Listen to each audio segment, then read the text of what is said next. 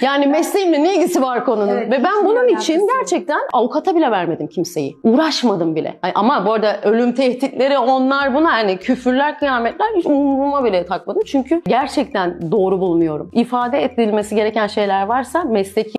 Merhaba arkadaşlar, yepyeni haberlerle karşınızdayız. Elçin Sangu ve sevgilisi hakkında şok eden iddialar. Beni evimden aldırdılar. Sosyal medyada hesabından Sihirbaz Bayan adıyla gezi videoları çeken Ceren Yılmaz, Elçin Sangu ve sevgilisi Yunus Özdiken hakkında şok eden iddialarda bulundu. Yılmaz, ikili tarafından işinin engellediğini dile getirdi.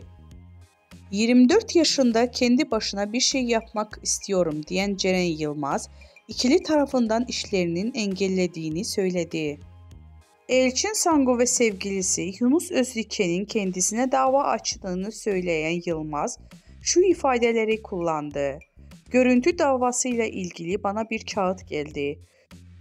Türkiye'ye çağrılıyorum ifade verebilmem için.